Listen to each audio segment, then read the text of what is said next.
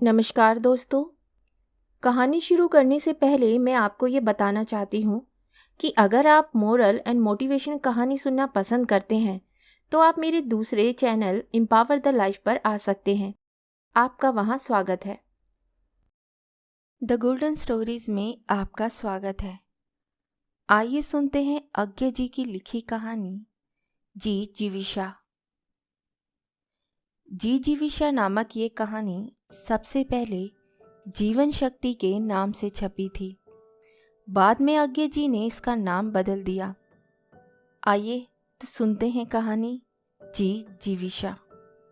Calcutta central avenue, Girish park से कुछ आगे दक्षिण की ओर सड़क किनारे की ओर चौड़ी पटरी।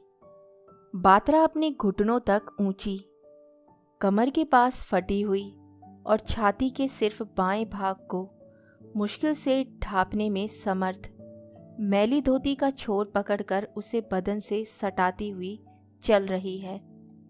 वह चलना निरुद्देश्य है, लेकिन रस की अनुपस्थिति के कारण उसे टहलना नहीं कहा जा सकता। वह यूं ही वहां चल रही है क्योंकि उसे भूख तो लगी है, लेकिन भीख मांगने का उसका मन नहीं होता। उसमें आत्माभिमान अभी तक थोड़ा थोड़ा बाकी है और उसे यह भी दिखता है कि इस इतने बड़े बहुत यथार्थ और बहुत यथार्थवादी शहर कलकत्ते में आकर भी वे यथार्थता को ठीक ठीक समझ नहीं पाई है। उसके हृदय में कुछ रस की मांग रहती है, जैसे अब वे भूखी भी है तो सिर्फ रोटी पाना ही नहीं चाहती, पानी में कुछ मिठास भी चाहती है। भूखे कुत्ते को रोटी मिलती है तो लार तो उसके मुंह से टपक ही आती है। फिर भी वह हो सके तो किसी घर से खास अपने लिए आई हुई रोटी को पसंद करेगा, गली में मांगने नहीं जाएगा। बात्रा संथाल है, बच्ची थी तभी उसके माँ बाप इधर चले आए थे और ईसाई हो गए थे। पादरी ने ईसाइयत के पानी से लड़की की खोपड़ी सींचते हुए जब उसका नाम बीएट्रिस रख दिया था, तब माता पिता भी बड़े चाव से उसे बात्रा बात्रा बात्रा कहकर पुकारने लगे थे। लेकिन वे मर गए। बात्रा ने चाहा मिशन में जाकर नौकरी कर ले, लेकिन मिशन के भीतर पंजाब से आए हुए ईसाई खानसामों का जो अलग मिशन था, उसकी नौकरी उसे मंजूर न हुई। वह वहां से भाग आई। बात्रा जानती थी कि वह कुत्तों से अच्छी है। उसने मैमो के चिकने चुपड़े मखमल में लिपटे और प्लेट में सामान मच्छी खाने वाले कुत्ते देखे थे, और इस समय अपने बिखरे और उलझे हुए जू भरे केश, बवाइयों वाले नंगे पैर और कलकत्ते की धूप, बारिश और मैल से बिल्कुल काला पड़ गया है। यह बस भी वह देख रही थी। फिर भी वह जानती थी कि वह कुत्तों से अच्छी है। वह चाहती थी अच्छी तरह साफ सुथरे इंसान की तरह जीवन बिताए। चाहती थी कि उसका अपना घर हो, जिसके बाहर गमले में 2 फूल लगाएं और भीतर पालने में 2 छोटे छोटे बच्चों को झुलाए। और चाहती थी कि कोई और उस पालने के पास खड़ा हुआ करे, जिसके साथ वह उन बच्चों को देखने का सुख और अपने हाथ का सेका हुआ टुक्कड़ बांटकर भोगा करे। कोई और जो उसका अपना हो, वैसे नहीं जैसे मालिक कुत्ते का अपना होता है, वैसे जैसे फूल खुशबू का अपना होता है। अब तक ये सब हुआ नहीं था, लेकिन बात्रा जानती थी कि वह होगा, क्योंकि बात्रा अभी जवान थी और उस कीच कादों में पल रही है, जिससे जीवन मिलता है, जीवन शक्ति मिलती है। बात्रा एवेन्यू की पटरी पर टहलती जाती है और ये सब सोचती जाती है, और बीच बीच में सिर उठाकर इधर उधर आने जाने वाले लोगों की ओर भी देखती जाती है, आसपास के भिखमंगों, आवारों, बेघरों की ओर भी। उसकी आंखें एक आदमी की आंखों से मिलती है जो उसकी ओर जाने कब से देख रहा है। अटकती हैं, हट जाती हैं और फिर मिल जाती हैं। अब की बार उनमें एक उद्दंडता सी है, मानो कह रही हो, तुम नहीं हटाते तो मैं ही क्या हटाऊं। मुझे काहे की लज्जा। वह आदमी मुस्कुरा देता है, फिर उठकर गिरीश पार्क की ओर चल देता है। थोड़ी देर बाद बात्रा उसी के पीछे चल देती है। वह नहीं जानती क्यों उसे इस आधे से अधिक नंगे गठे हुए बदन वाले गंदे आदमी के बारे में कौतूहल हो आया। वह गिरीश पार्क की दीवार पर बैठा हुआ आगे जाने वालों से भीख मांग रहा था। उसे कुछ खास मिलता नहीं था, लेकिन भीख मांगते वक्त वह एक विचित्र ढंग से मुस्कुरा देता था, जिसमें कुछ बेबसी थी और कुछ बेशर्मी। और उसने अनुभव से जान लिया था कि विशुद्ध गिड़गिड़ाहट से ये ढंग अधिक लाभदायक होता है, क्योंकि गिड़गिड़ाने से करुणा तो जाग उठती है पर अहंकार झुंझलाता है। लेकिन इस बेशर्मी से अहंकार भी चुप होकर पैसा दो पैसे कुर्बान ही कर देता है। बात्रा ने पूछा, ऐसे कुछ मिलता भी है? वह एक हाथ से अपने पेट के पास टटोलते हुए बोला, तुमको आज कुछ मिला? मैंने तो छुट्टी कर दी। कुछ खाया? तुम्हारा नाम क्या है? कहाँ की हो? बात्रा कहकर बात्रा चुप हो गई। उसकी चुप्पी में बाकी दोनों प्रश्नों का उत्तर हो गया। मेरा नाम दामू है, कहकर उसने दूर पर बैठे हुए एक छाबड़ी वाले को बुलाकर कहा, ओबे 2 अमरूद दे जा। छाबड़ी वाले ने उपेक्षा से कहा, आओ ले जाओ। अबे पैसे मिलेंगे, दे जा। वाह रे तेरे नखरे भिकमंगे, कहता हुआ छाबड़ी वाला मुस्कुराता हुआ उठा और 2 अमरूद दे गया और पैसे ले गया। खा, कहकर दामू ने बड़ा अमरूद बात्रा को दिया और दूसरा स्वयं खाने लगा। बात्रा भी खाने लगी और ज्यों-ज्यों वे खाती जाती थी, उसके भीतर जीवन शक्ति जागृत होती जाती थी। बात्रा के 18 सालों की संचित लालसा ने मानो एक आधार पाया। गिरीश पार्क में कुछ आगे एक छोटा किंतु घना अशोक का पेड़ था। उसी के नीचे उसने अपना करीब करीब स्थायी अड्डा जमा लिया। दूसरी तरफ दामू ने अपना अंगोछा डालकर मांगने की और रहने की जगह बना ली। किसी दिन वह भीख मांगता, यदि कभी 4 पैसे मिल जाते तो उसके अमरूद खरीद कर अपने अंगोछे पर सजाकर दुकान कर लेता। आसपास के दुकानदार जो उससे परिचित थे मजाक बनाते, लेकिन फिर अमरूद महंगे दामों खरीद भी लेते।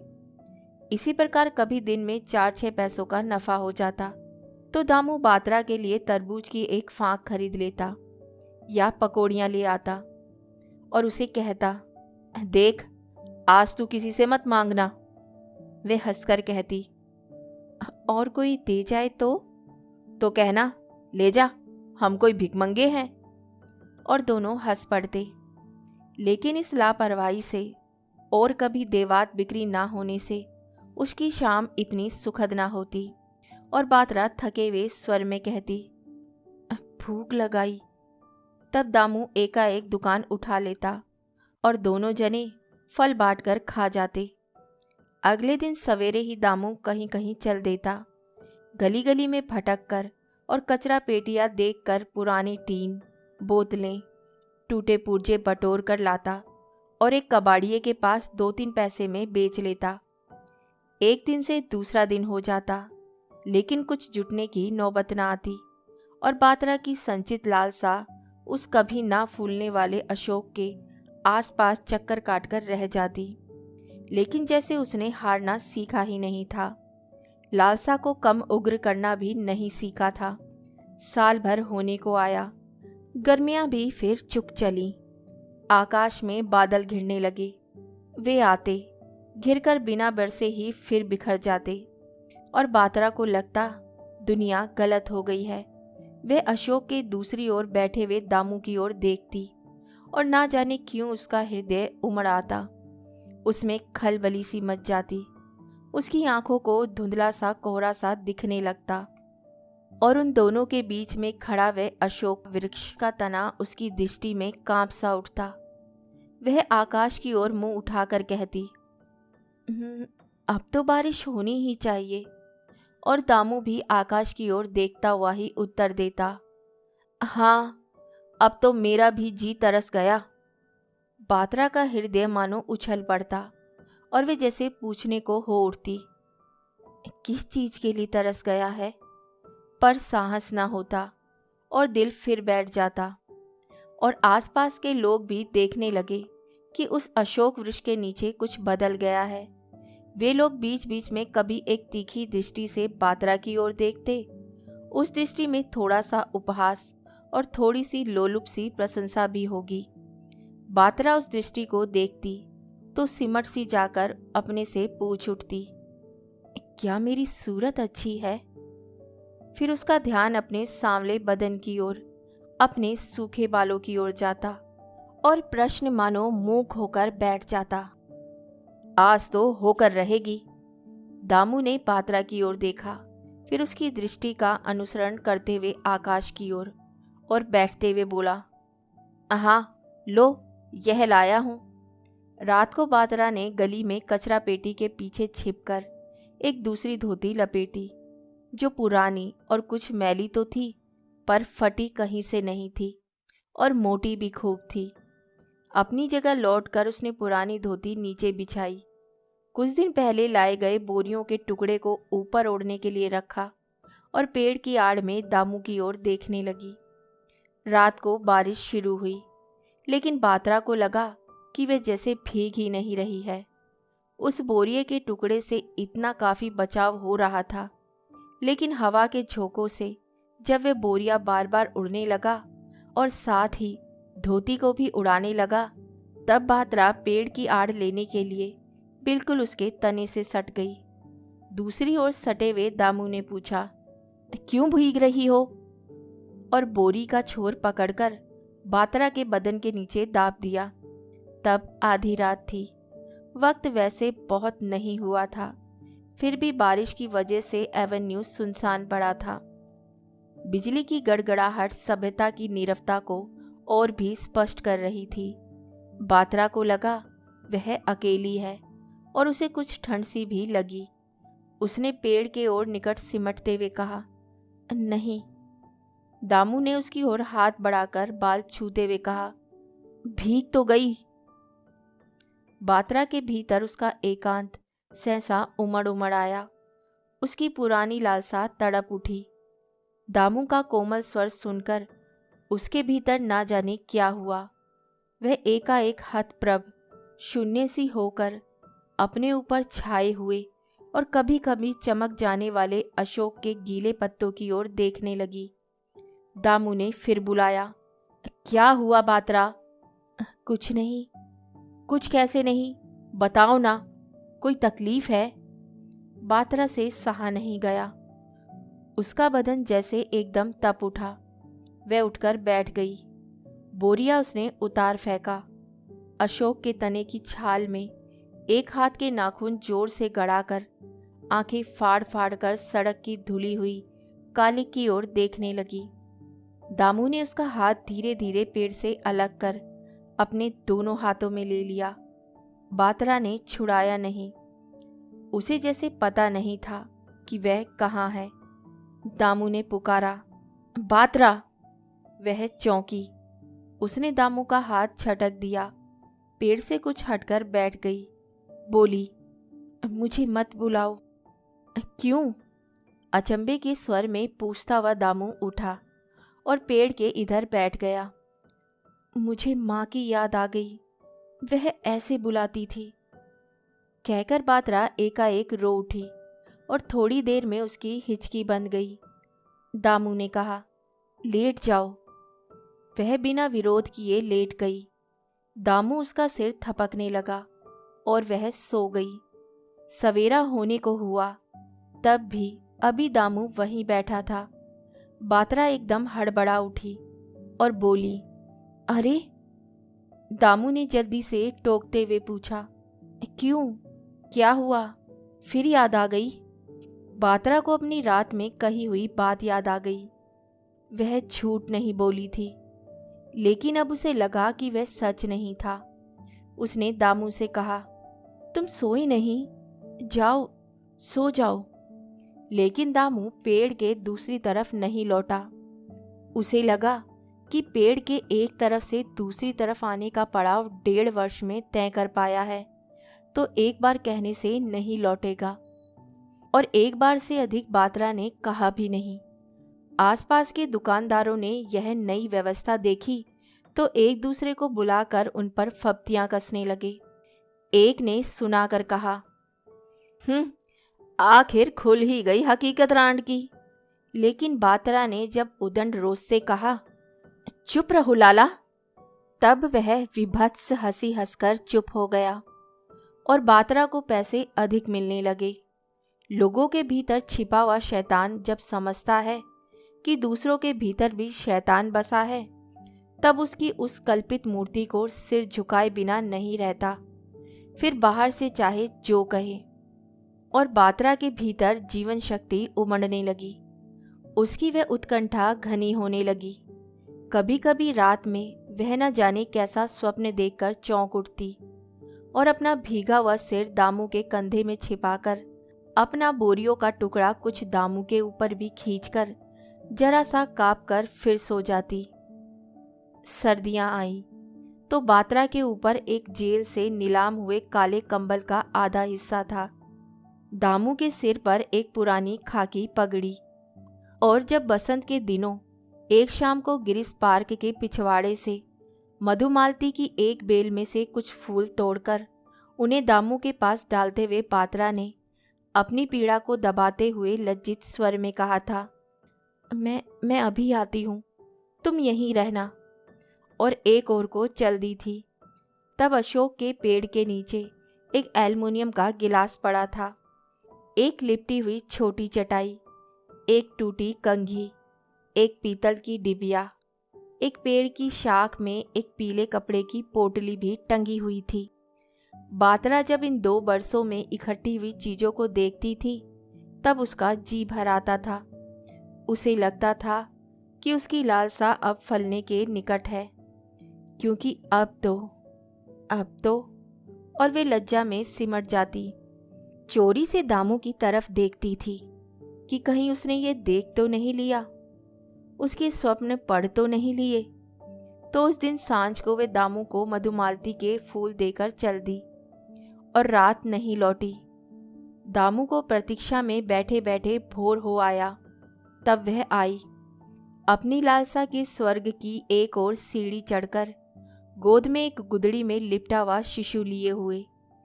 दामू ने उसके पीले मुंह की ओर देखा, फिर उसकी एक विचित्र स्निग्ध प्रकाश भरी हुई आंखों की ओर, और मौन स्वीकृति में सब अपना अपनाकर कहा, अरे हम तो कुनबा हो गए। कितना मधुर था, कितना मधुर था वह एक शब्द कुनबा। एक सिरन सी बात्रा के शरीर में दौड़ गई। वे खड़ी न रह सकी, धम से बैठ गई। दामू ने कहा, अब धूप तो नहीं लगा करेगी। धीरे धीरे टीन की चादर का एक टुकड़ा आया जो पेड़ के साथ बंध गया और छतरी का काम देने लगा। फिर एक बहुत छोटी सी खाट जिसकी रस्सियां धुएं से काली पड़ी हुई थी और जिस पर बात्रा के बहुत संभल कर बैठने पर भी रोज एक न एक रस्सी टूट ही जाती थी। फिर एक छाबड़ी जिसमें चकोतरे की फांके और पान के बीड़े तक सजने लगे। कभी कभी कोई आकर दामू के पास बैठता तो एक बोतल सोडे की भी आ जाती। बात्रा अपने सब ओर फैलते हुए परिग्रह की ओर देखती, फिर ऊपर टीन की छत की ओर, और फिर अनदेखती सी दृष्टि दूर की उस मधुमालती लता के फूलों की ओर देखकर सोचती, कभी गमले भी आ जाएंगे, मेरे फूल। फिर बरसात आई, तब बच्चे ने चिल्ला चिल्लाकर नाक में दम कर दिया। तब अशोक की शाखा में एक पालना भी बंधा, टीन की छत के साथ बांधकर बोरिये के टुकड़े आड़ के लिए लटक गए। एक आदमी के भीतर जो शैतान होता है वे तब एक दूसरे आदमी के भीतर के शैतान का पक्ष लेता है, जब तक कि उसका स्वार्थ ना बिगड़े। पास पड़ोस के दुकानदार दामू को बदमाश और बात्रा को रांड से कम कभी कुछ नहीं कहते थे, फिर भी उनके प्रति काफ़ी सहनशील रहते थे। अपने गंदे मजाक के भाईचारे में उन्हें खींच लिया करते थे। लेकिन अब पेड़ के बने इस घोंसले को देखकर कुछ को लगा कि उनकी दुकान के आगे की जगह घिर रही है और ग्राहक की दृष्टि से वे छिप गई है। दामू और बात्रा के प्रति उनकी उदारता मिटने लगी और अब उन्हें यह सोचकर दुगना क्रोध आने लगा कि इस परिवार पर उन्होंने इतनी मेहरबानी क्यों दिखाई। लेकिन दिन बीतते गए और बात्रा स्वप्न देखती आई। उसके भीतर जो शक्ति थी, जिसने हारना नहीं जाना था, आगे देखना ही जाना था, वे भोजन पकाकर बढ़ने लगी। और फिर सर्दियां आई, फिर ग्रीष्म, फिर बारिश हुई, खूब हुई और चुक चली। शरद के मधुर दिन आए। दिवाली के आलोक से कलकत्ता जगमगा उठा। उस बोरिए कसे घिरे हुए और टीन से छाए हुए थोड़े से स्थान में भी 2 मोमबत्तियों के आलोक ने कांप कर कहा, अरे, मुझे इससे अधिक आड़ नहीं मिलेगी। और निराश होकर बुझ गया। फिर धीरे धीरे ठंड बढ़ने लगी और रातों में ओस भी पड़ने लगी। दिन अच्छे थे। बात्रा को कभी बचपन में देखे हुए अपने ऊबड़ खाबड़ प्यारे देश की याद आ जाती, लेकिन वे कुछ आश्वस्त रहने लगी। उसकी आंखें भर भर सी जाती और दूर कहीं के ध्यान में, अनुभूति में खो जाती। कभी उसे लगता उसके भीतर ना जाने क्या काँप सा रहा है। कभी उसका जी मिचल उठता। उसे लगा कि उसका शरीर एकदम से स्थिर हो गया। आंखें भारी होकर निकम्मी हो गईं। वे घबराकर बैठ जाती। तब एक दिन एकाएक वह जान गई कि उसे क्या हुआ है और लज्जा से भरकर उसने दामू से कहा, मैं भीतर ही रहूंगी। दामू पहले समझा नहीं, फिर गंभीर हो गया। फिर कुछ चिंतित सा होकर बात्रा के कंधे पर हाथ रखकर थोड़ी देर खड़ा रहा और तब बाहर चला गया। महीने भर के अंदर ही बात्रा ने देखा, उस अशोक के नीचे बंधे हुए टीन के चारों ओर बोरियों की बजाय टीन की चादरें लग गई हैं, जिसे उसका छोटा सा बच्चा हाथ से पकड़कर हिलाता है और खन खन ध्वनि होने पर जरा रुककर माँ की ओर देखता हुआ अपनी चालाक आंखों से मुस्कुरा देता है।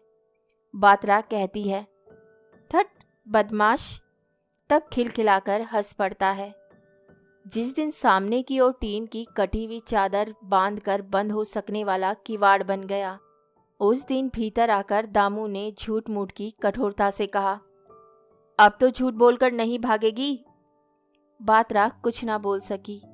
उसकी आंखें, उसका हृदय, उसका मन एकाएक उस स्वप्न से पुलक उठा। 2 बच्चे, 2 गमले, 2 एक फूल और लेकिन सवेरे पिछवाड़े के दुकानदार ने कहा, क्यों बे दामू के बच्चे, यहाँ हवेली खड़ी करेगा क्या? दामू ने कहा, लाला, हमें भी तो रहने को जगह चाहिए।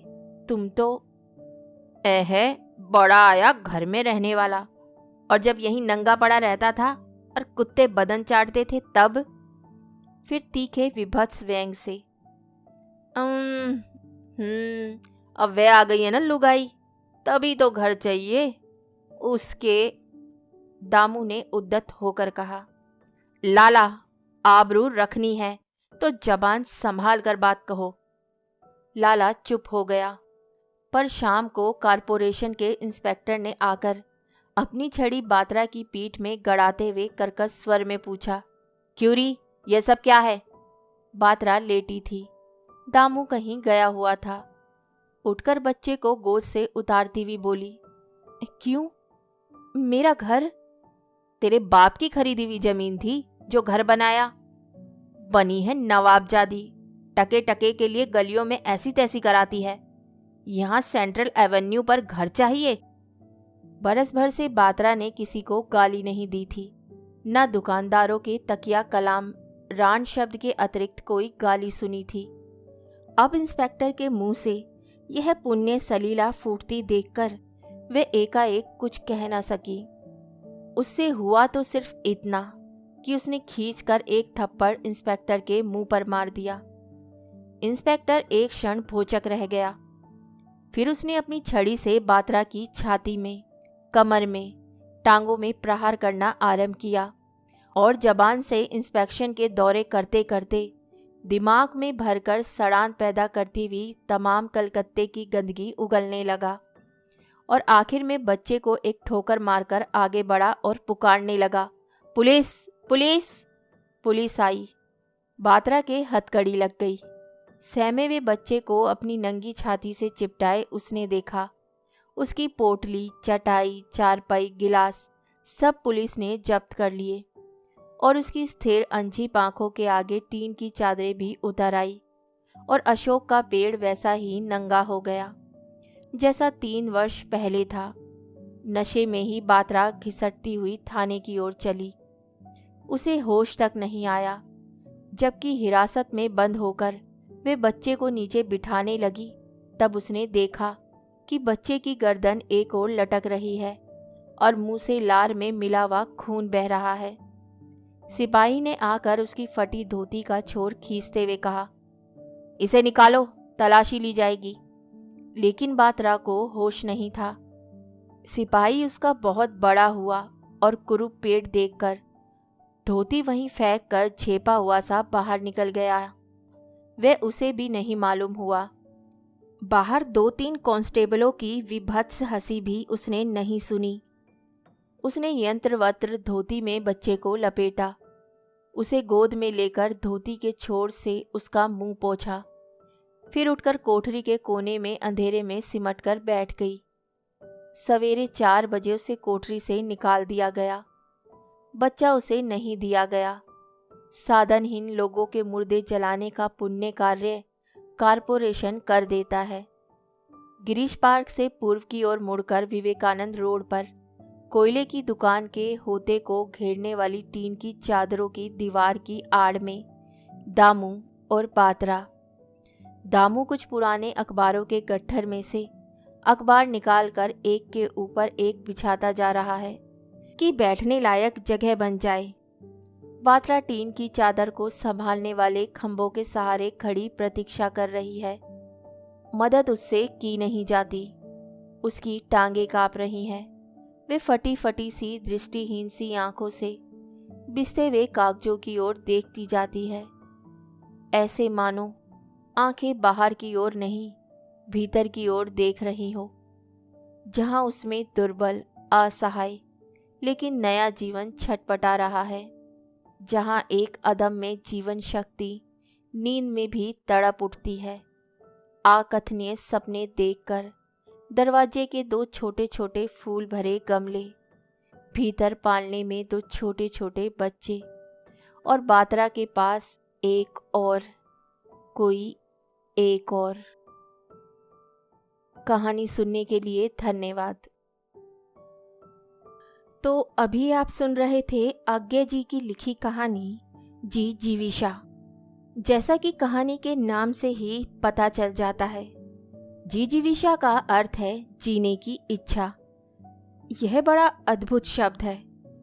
इस शब्द का गहरा अर्थ यह है कि मनुष्य अपने जीवन को जितना प्यार करता है, अगर वे निष्ठापूर्वक अपनी प्रबल इच्छा शक्ति को जगाए रखे, जीवन के प्रति मोह पैदा करे, जीवन में रागात्मकता को जगाए, तभी उसका जीवन जीने योग्य बनता है।